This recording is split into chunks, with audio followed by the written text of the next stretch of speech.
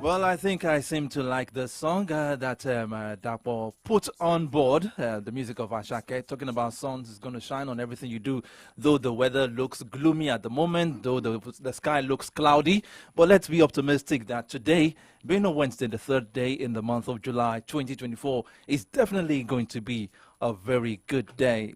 Okay, my name is Adedamola Lafenwa, and with that lovely piece from Ashake, I welcome you to From the Dailies on Solutions 93.9 FM. Good morning.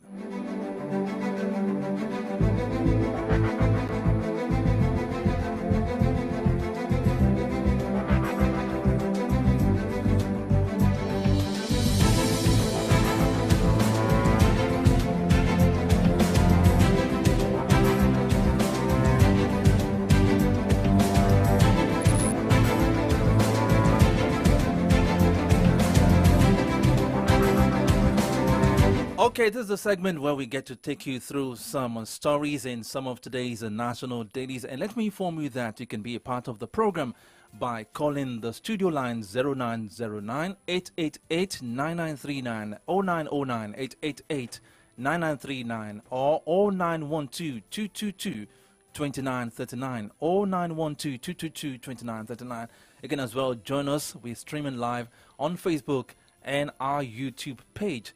The Facebook page is Solutions 939 FM. And of course, I've got my in-house analyst with me this morning. That is Comrade Ayodeji Ajishokpa. It's a good thing to have you with us this morning once again, sir. Yeah, it's a cool Wednesday morning here in the sprawling city of Ibadan.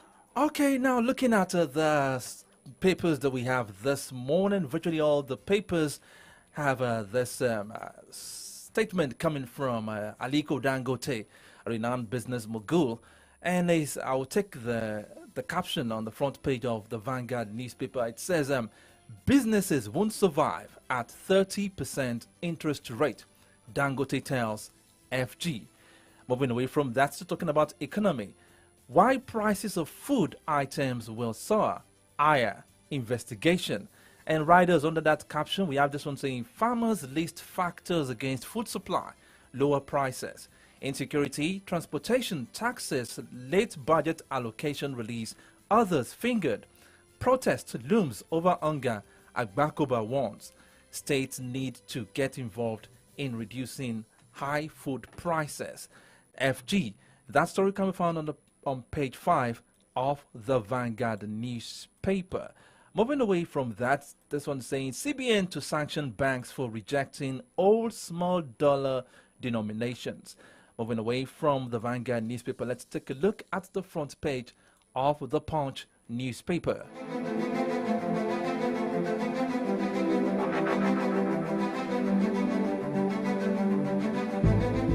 Looking at the Punch newspaper this morning, Tinubu 6 National Assembly's nod as tax regime begins January. Nigerians bought 16 trillion naira generators fuel in 2023 FG. Let me take that again. Nigerians bought 16 trillion naira generators fuel in 2023 FG. You know, I begin to wonder why this statement is coming from the FG, because some people might think it's like adding salt to the injury of Nigerians. But we talk more on that. CBN threatens to sanction banks rejecting old dollar notes.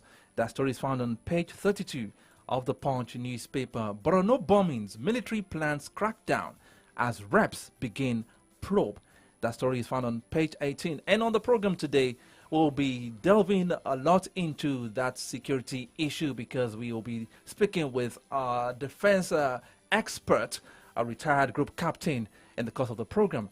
But away from that, cholera, 33 states battle 2,102 cases as NYSC enforces strict camp rules. And the rider, Lagos, Bayelsa, 8 others have 90% of cases as infections spread to 122 local government. Now I have this one coming from the FG again. FG directs MDAs to patronize made in Nigeria goods. I mean, the first time I saw this particular story, comrade, I found it very amusing.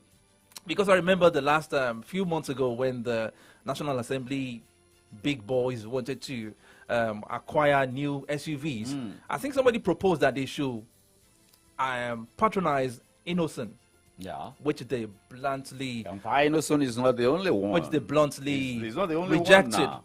I There mean, are others assembling in this country.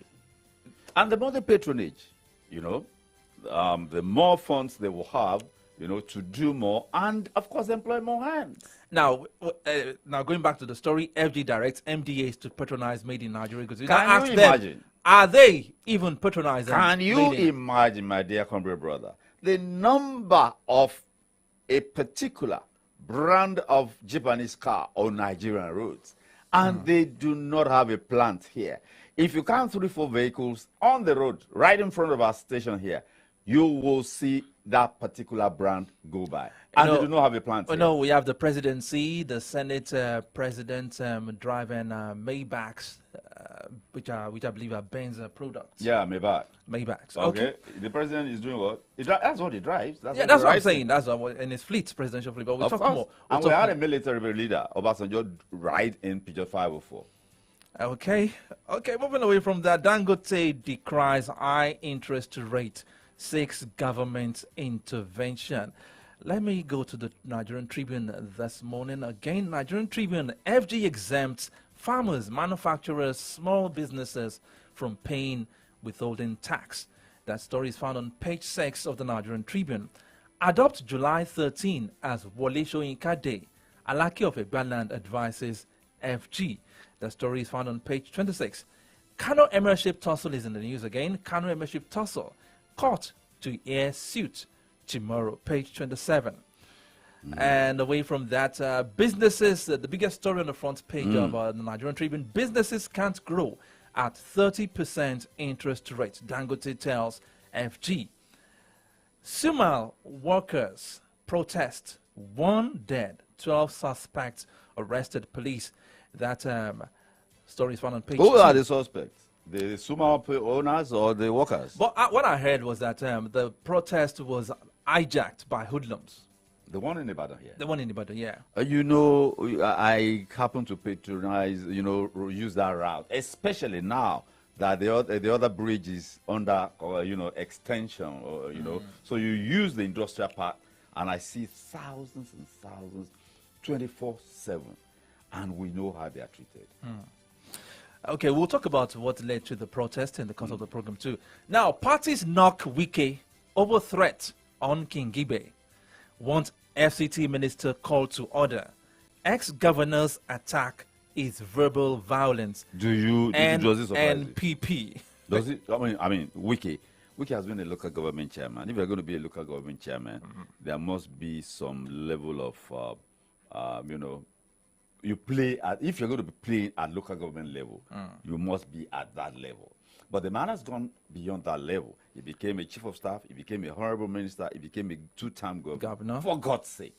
What this tells us is that this is the essential Wike, abrasive and quite unrefined. Okay, without wasting much time, let's delve straight into the business of the day. Talking about business, let's take the headline from Vanguard newspaper. Businesses won't survive at 30% interest rate.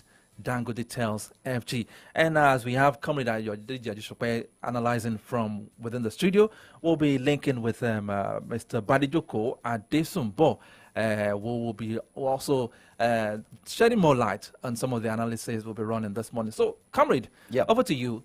30% interest rate is killing businesses in Nigeria, according to Dangote. I mean, just in May, I remember the CBN raised the interest rate by 150 basis points from 24.75% to 26.25%, and all was said to curtail or to tame inflation rate. But here is Dangote saying that 30% interest rate is killing business. That means if I borrow 100 naira, I'll be paying interest of 30 naira. That means I'll be left with 17 naira left to me. Exactly. Let's take it from there. Now, what brought us to this location? What was the reason behind, especially this administration, the current governor of the central bank, who is in charge of monetary policy?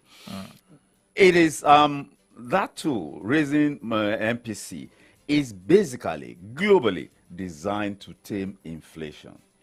But is the Nigerian situation, the classic situation in which we have globally? Certainly not.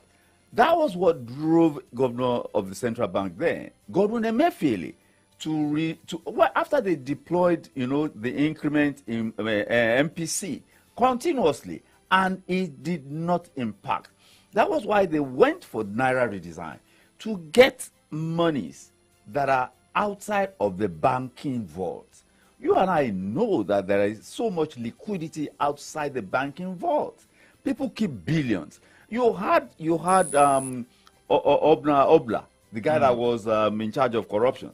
He said they got some people with 30 billion naira cash in their homes. Let's not talk about what happened to them.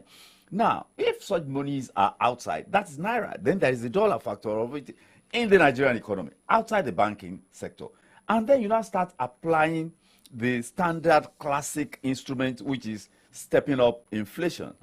Don't forget, it is a coin. It has two sides. The flip side is that the cost of money, which industry, manufacturers, businesses, even importers depend upon, even those who are executing contracts, they go and take loan. You have a time frame. I'll be paid back in 30 minutes and all of that. So when you factor all of that into it, if you borrow and you pay 30%, okay, you pay 30% interest. How much profit are you going to make from that transaction? That means you have to make at least like 50, 70% profit for you to take care of your interest, which is 30%, and then take care of your costs, you understand? And then for it to leave some margin for you.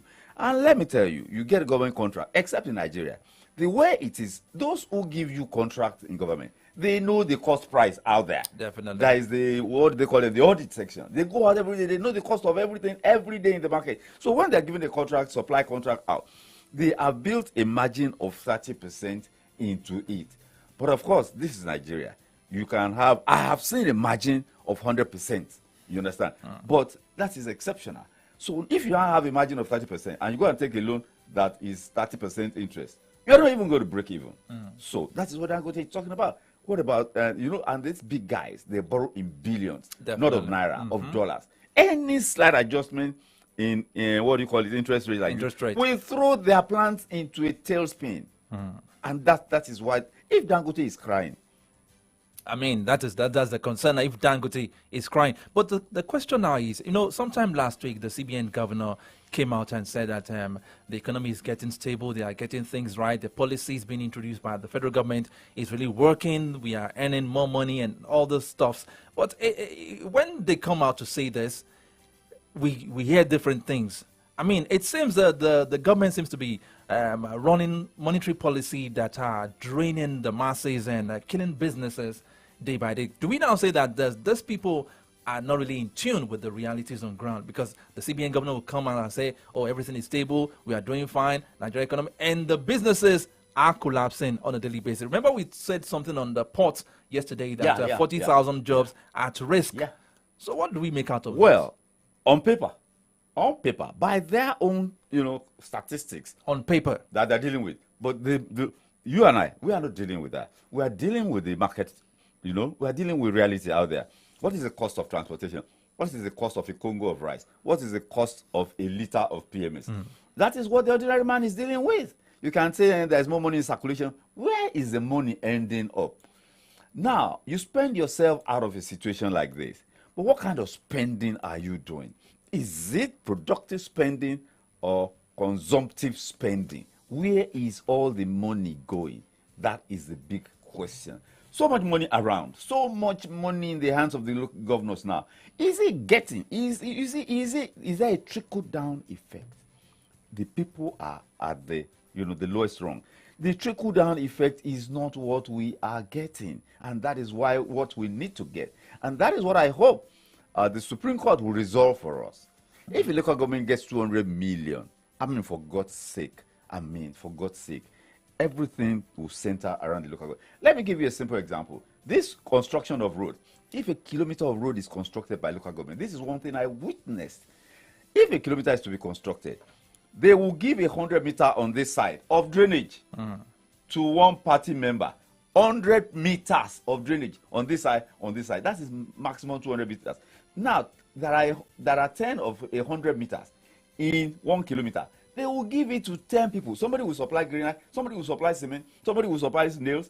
Now, imagine the number of people that will be empowered like that at the lowest rung, at where the people are. But do you see local governments doing anything?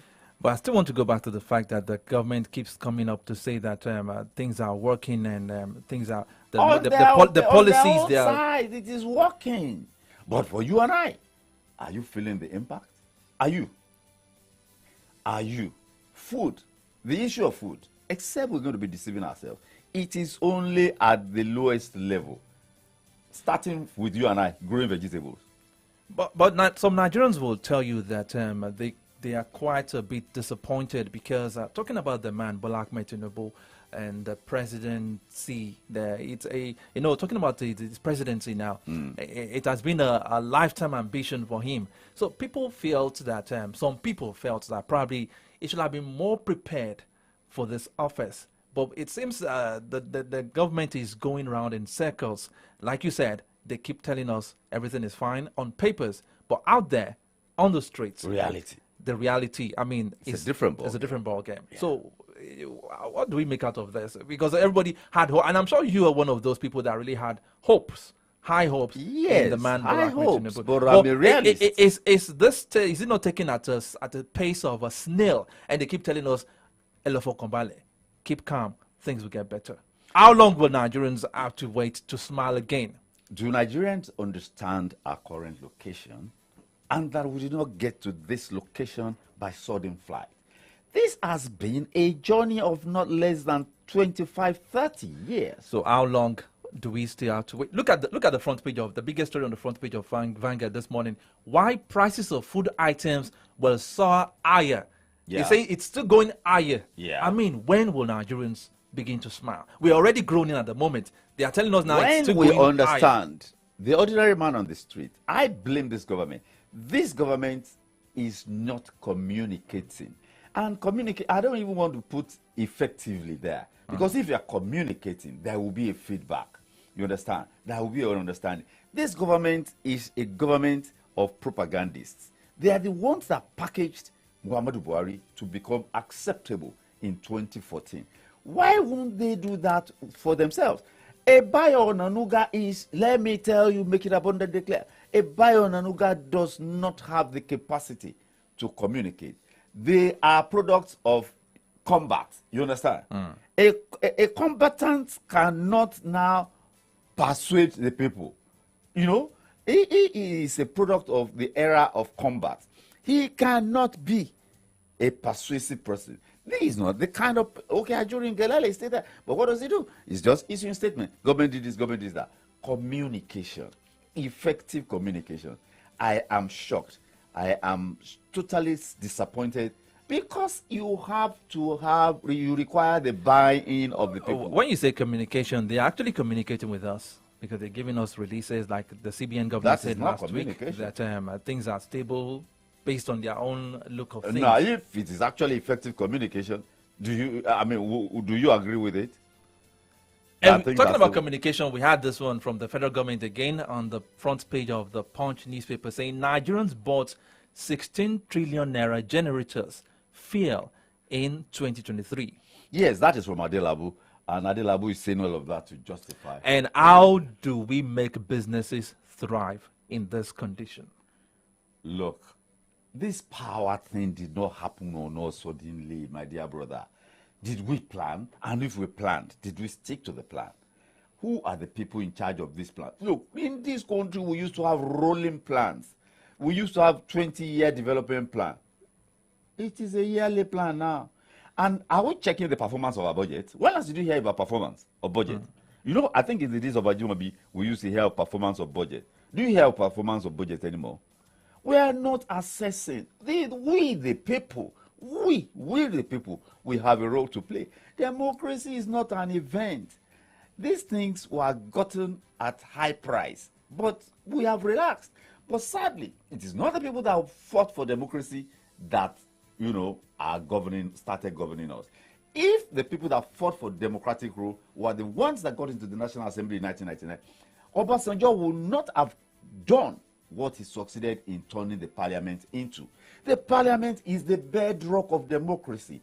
It is the quality of debate ongoing in the parliament that will determine, ultimately, the direction in which the country goes. Okay, still AM update on Solutions 93.9 FM. Talking about some stories and some of today's national dailies. In a jiffy, we'll be reaching out to Honorable Badejoko Desumbo to run more analysis on some of the stories we've read to your listening so far. Stay tuned, we'll be right back.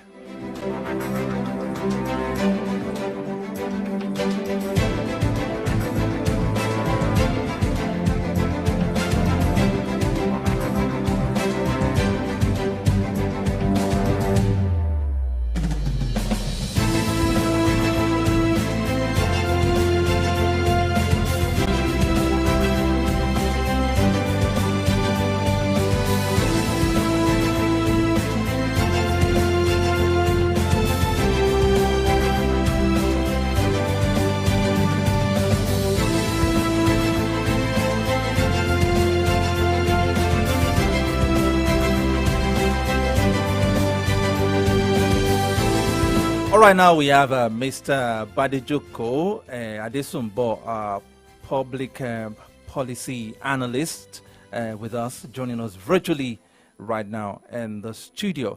A beautiful morning to you.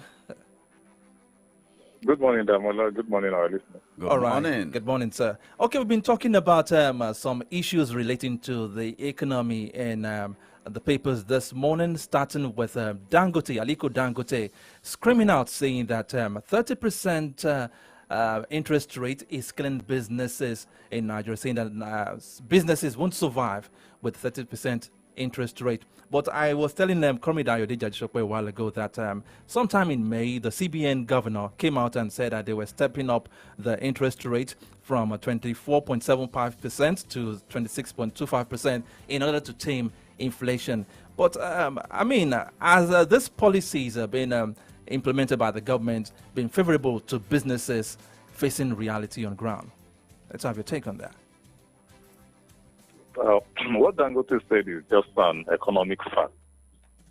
Government is looking at it from the inflationary angle. The usual economic, what the central bank would do when there's inflation is to contract the monetary policy by putting measures in place to curb the inflation. And one of the things they would do is to raise the MPR, which is the monetary policy rate that we call interest rate. And that's what they've been doing at their own change. But there are other factors that are actually responsible for the inflation that we have in Nigeria. But when it comes to businesses, it's the other way around. It's going to have a negative effect on business. And that is what Dangote is saying. That you cannot keep an interest rate at double digits and expect businesses to thrive. Because one, access to capital is what interest rate is tied to. Big businesses cannot be set up with savings. You would need to have to go through the banks. And when you are going through the banks, the interest rate must be a favorable one. Because one, the moratorium period that the banks will give to you before you start paying back the loan may not be enough for the business to have broken even. And of course, when you're talking about large-scale borrowing, it will require, you can imagine what the cumulative aggregate of that interest will amount for to. A period of, you understand? That is what is killing business owners. And that is not the only thing they will have to. Now, they are in business, they borrowed money, they will be servicing the loan that they have used to set up the business. They will have to start paying taxes on the business. They will have to pay each running cost, cost of energy, cost of other inputs that they will require as factors of production. Then they will also need to pay their service, their employees rather. So when you look at all of this, it makes doing business in Nigeria to be very difficult. That is what Dangote is saying from the perspective of a business person. But didn't the CBN see this coming before implementing I told you, what the CBN is looking at is the overall inflation. which is due to increase in aggregate demand. And they felt that there's too much money in circulation, and that is why people are making that kind of demand. Now, the thing is, when you have inflation, there are two basic types of inflation, economically speaking. We have the demand pull inflation. We have the cost push inflation. Now, when you have the demand pull, you understand? Okay. That is when there is increase in overall aggregate demand. That can also be viewed from two perspectives in a country like Nigeria. It's either few people have so much money and they are buying in bulk, or a large number of people have enough to buy and they are buying in large, smaller units. Both will lead to increase in aggregate demand. So that is what we are looking for. But in the Nigerian situation, we have too much money in the hands of few people who are now buying in bulk. Whether you buy in bulk or whether few people buy in bulk or many people buy in units, the aggregate demand is what the overall inflation will be built from. And that way, naturally, the CBN would want to curb that by raising the MPR and, of course, adjust the monetary policy in a way that will tighten the economy to block the rate at which the inflation is growing. Okay. So that is the way the government is pulling it. But what needs to be done in Nigeria is that, one, the inflation we have is because few people are buying, and these people are all connected to government.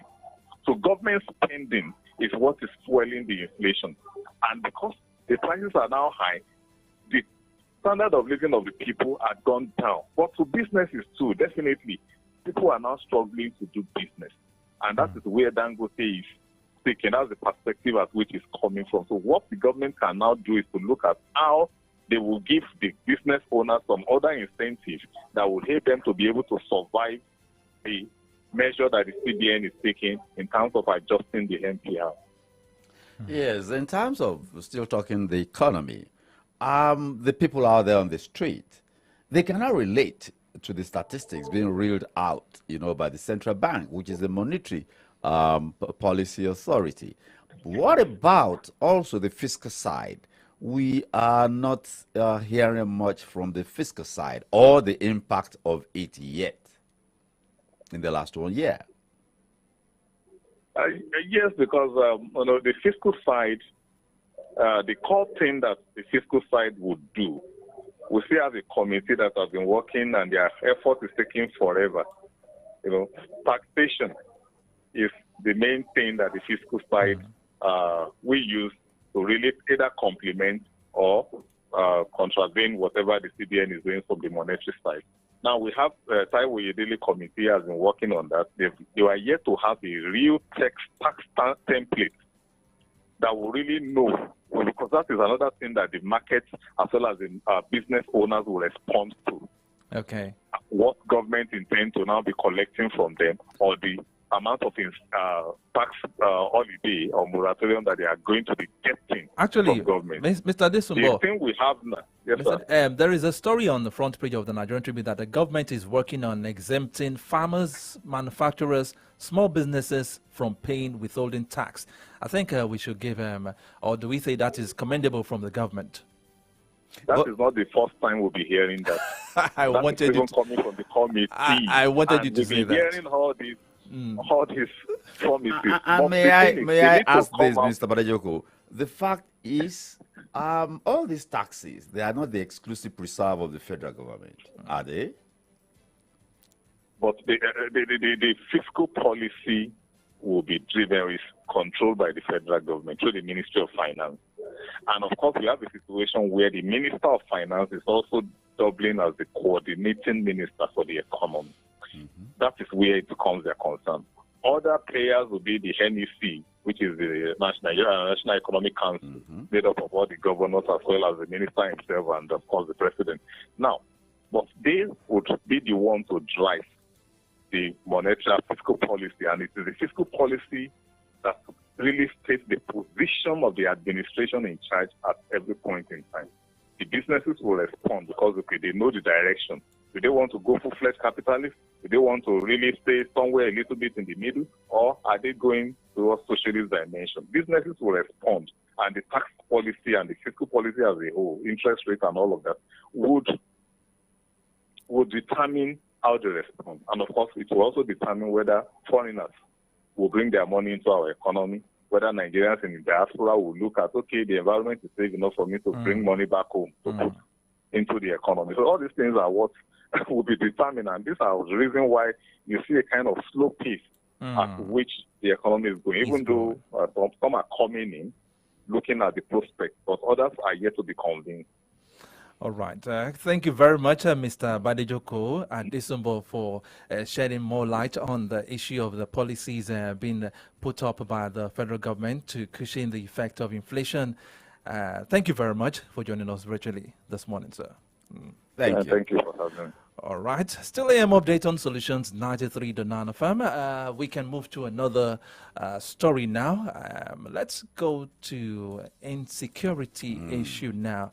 I read something on the front page of The Punch as the aftermath of the Borno bombings, and saying that Borno bombings, military plans crack down as reps begin probe on this. We spoke extensively on this issue of insecurity yesterday, and I think we'll be joined by retired Group Captain Oladele Olasope on the program. And the when I shared the information I got yesterday from the military source, a friend of mine assured me that they will be neutralized. They will be neutralized. That's what he just told me.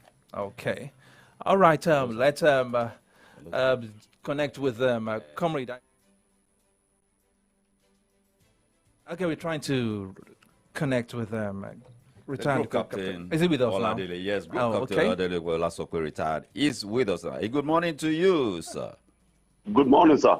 All right. Thank you so much for joining us live on air this morning. Okay.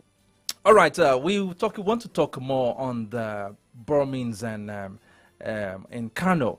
Now, we were saying it on Monday and yesterday that it's been a while. We had this case of suicide bombing, and it seems it's been resurfacing now. And there were some speculations that probably we have, because then when it started during the Jonathan era, they felt that probably it wasn't a northerner that was in government. Then Buhari came in, we had no suicide bombing. But now we have a southerner coming up again, and this is resurfacing. Now, let's look at it from this angle. Is this present administration doing enough to tackle the issue of insecurity? Because in recent times, we've been having a series of kidnappings, bandits attacking villages, killing people in their hundreds, and we've not been able to get anyone arrested or prosecuted. And even we had seizures of arms being brought into the country. This will be like the third time in recent time which we heard. But we've not been able to pinpoint who are the financiers or who are the beneficiaries of this. So is the military or is the government doing enough to tackle this insecurity issue so far? Well, thank you for your questionings. All right. Actually, it is government go, government comes. Okay. The old people in the former government, they have gone now. They have gone after they have mastered the ground very well. And the modus operandi of these terrorists. Now these ones are new. Still reading and feeling the pulse. That is why there is resurgence now. Okay. The present people, the present service chiefs, they have made remarkable gains. Actually, especially in the area of Niger State, serious bombing. Okay. In the area of Niger State. Niger State. Yes. An expansive state, the size of bigger than the whole of the southeast geopolitical zone. That's the biggest state in Nigeria. Definitely. When Bogu was merged with them by Babangida government, now that area is wasteland, nearing Benin Republic. Ungoverned spaces? Ungoverned spaces, exactly, ungoverned spaces, nearing Benin Republic. And you agree with me that these people are very familiar with the bushes. Definitely. Because they have been migrating from Mali, migrating from all these areas ever since. So the goggle of that area is in their brain. I don't think we have any mapping. We work by mapping. I don't think we have mappings of those areas because it's strictly afforested. Wow. Now, We do not have now- the mappings. yes, I don't think. I'm not sure. Yeah. I don't think. But I personally, what disturbs me is that we should attack them when they are mustering. Hmm. When they are mustering, not when they are dispersed into the town. Are they It is dispersing this- into town from those They- jungles? From those jungles, they won't stay in the jungle. They will disperse into towns, into the suburbs. Then come to town, grab people, and take them in. I actually saw a video clip of these people in large numbers, and my fear is if these people should make their way into the town, it won't be a funny issue. It won't be funny at all. It is highly disturbing. That is why I say they are better attacked when they are gathering, not when they are fizzled into the town. When they are attacked when they are gathering, even those of them still yet to come, You they think- will hold their advance. But my question is, how will a large number of people like this, the bandits moving from one place to another unnoticed, and there are no intelligence report, intelligence gathering, at least to alert the security forces? Yeah, you see the security agencies, police, immigration, custom, military, they must work in unison and they must exchange information. If you have information and you don't know what to do with it, it is so bad. It is so bad. You must coordinate with other agencies. You are not working alone to take glory. When everything is okay, it's the security agencies that they will call. Not that they will say, oh, Army, oh, Air Force, oh, Navy, oh, Custom. So they must work in harmony, because if they don't work in harmony, their own life too is at risk. But sir, this thing you're talking about, interagency rivalry, it's a global phenomenon. So Yes. how does the That- NSA deal with it? That is human nature, actually. But the NSA has to be reiterating it to them. What you have and you don't need, give it to the agency that needs it. Where they are gathering and they can be bumped, info the Air Force. Yes, definitely. Info The Air Force to come in. And as they are dispersing, you see, the problem is that they have subdued the populace. The populace are giving them more information than they are giving us. They are giving the military. Okay, They will even know military movement and go and ambush the military. definitely. But the military will never relent. They must be up and doing. They must be up and doing. They must have their own and inroad into the hearts of the populace, because we are not operating independently. We are operating to protect our families. So if police, I don't know what has become of the CID or police or whatever of intelligence gathering in the police, because the police are more dispersed than the military. Certainly. They are everywhere. Exactly, they are more dispersed than the military. So you don't need to hoard information. Yeah, you can say it's a global something, but at whose expense? At the expense of the life of the people and even at that of yourself. Okay, That is just it.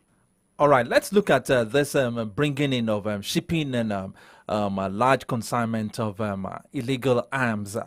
Who are those benefiting from this trade that Okay. seems to be going for so long?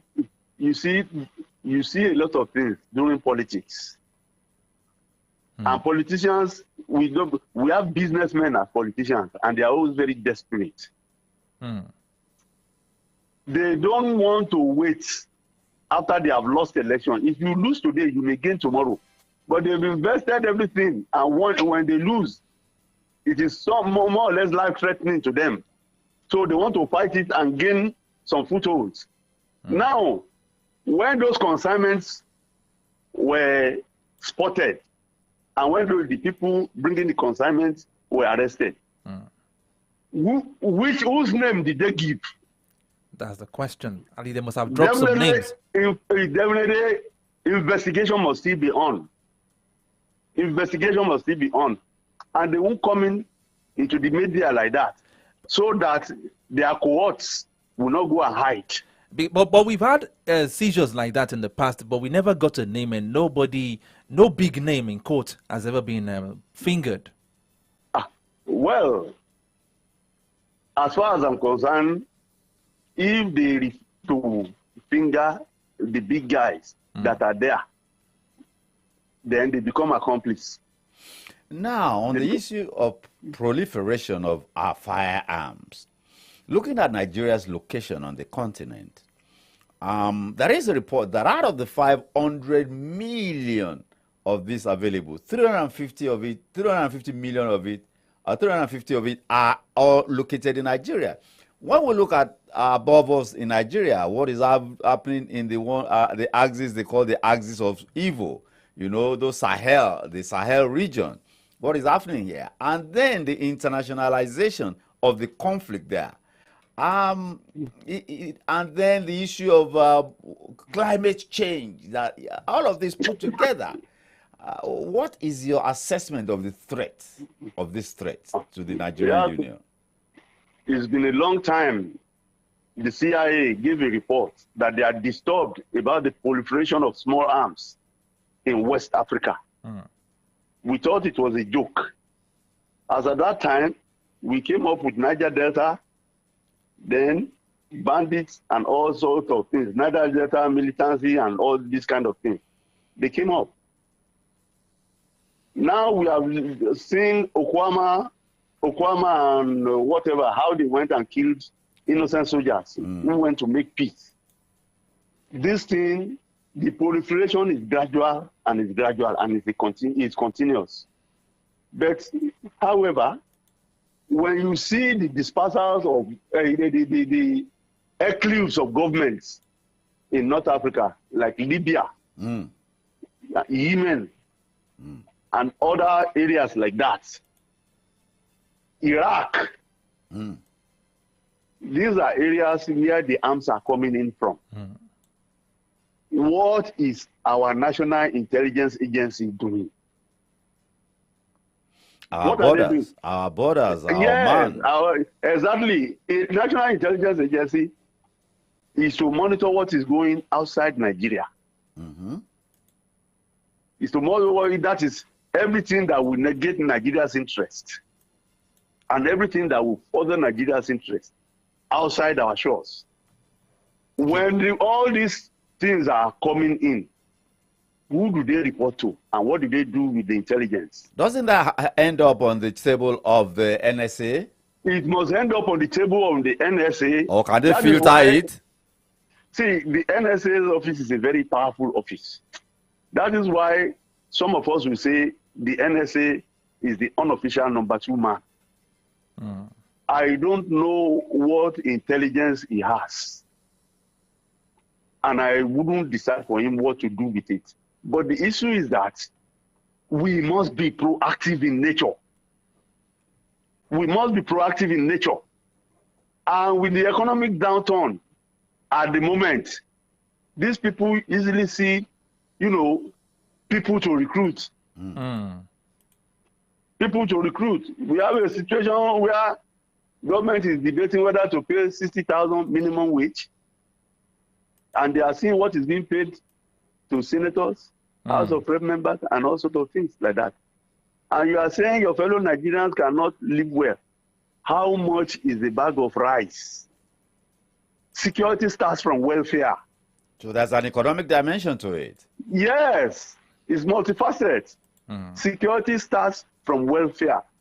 You cannot tell me that you have a man who is going to work and he knows that he will make 20,000 on that day, and anybody will come and recruit him to go and fight. Okay, because I wanted to ask you a question that apart from securing the environment, shouldn't government do something about the state of the mind of these people? I mean, like the female suicide bombers that we had over the weekend, one of them had a baby, an infant strapped to her back, and she still went ahead to strap on IEDs. It is still so pathetic. Karl Marx said religion is opium of the mind. there is nothing you cannot turn a religious zealot to, even against his father. I read about one man who said his brother came, housed Boko Haram in their house, and they were killing his brothers. How do you fancy that? So we take religion to abysmal level in Nigeria.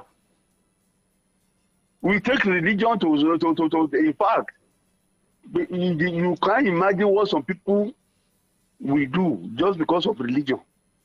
That is why National Orientation Agency should start working fast. They should start working. People need to be enlightened and people need to have good intention. We must love Nigeria. Okay. We must love the security agencies. We have the agencies to love. In our own interest. In our own interest. And we must give them up-to-date information. Okay. That is just it. All right, thank you very much, retired Group Captain Oladele Olasokwe. Thank you so very much, sir. We appreciate your value addition to I'm the program. throwing my salute, my hand salute to you right now, sir. Thank you very much, sir. Thank you for the value Thank you, addition. God All bless right, you, sir. sir. Bye.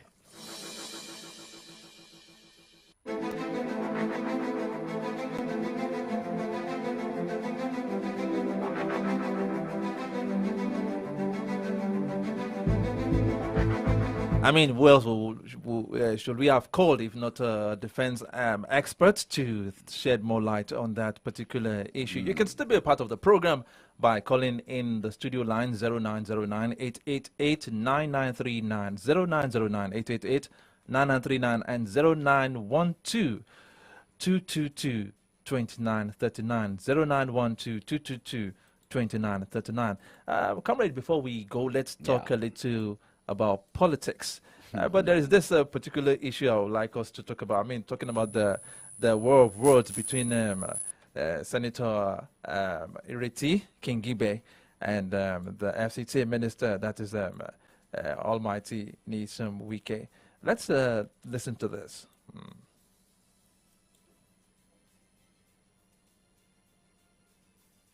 I overheard somebody in our eyes this morning. Unfortunately, I hear the person is a member of National Assembly. It's unfortunate I say so. With all due respect, what you don't know, you don't know.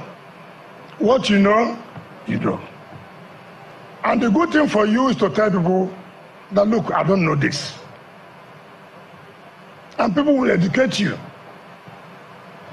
The Honorable Minister of State and my humble self, we have not been in office for more than 10 months, 11 months. And to the glory of God, the person is angry that they are praising us. If you don't want, go and hang yourself in a transformer.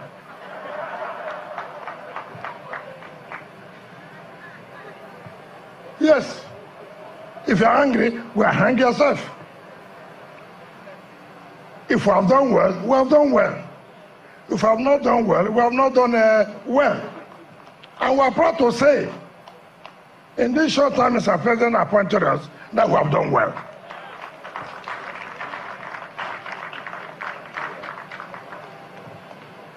He said there are no schools. He said there are no hospitals. You as a legislator, what have you done? How many bills have you sponsored for us to improve our education and our health sector? How many? I challenge that legislator, if you are very, very popular, 2027, come and run under Abuja. We will fail you. You think that what happened last time will happen again? You think so? It will not happen again. If you are popular, come and run. Luckily for me, I'm the FCT minister now. So here is my territory. I'm not afraid. So people should come out and be able to accept the truth.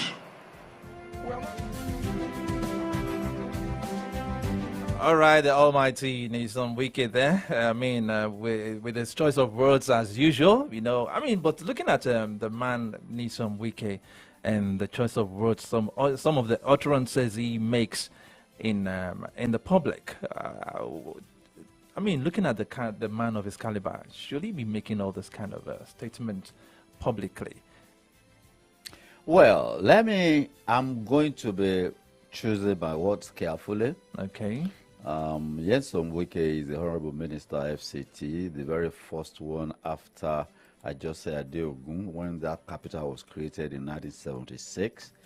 A southerner, very first one after Ajose Adeogun.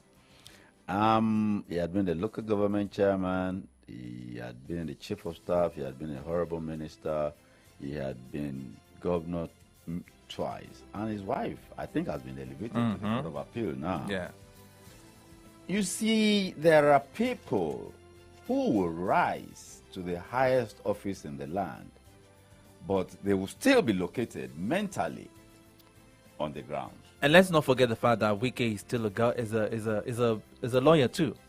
He is also a legal practitioner. He's a legal practitioner. Let me use one word to describe his conduct.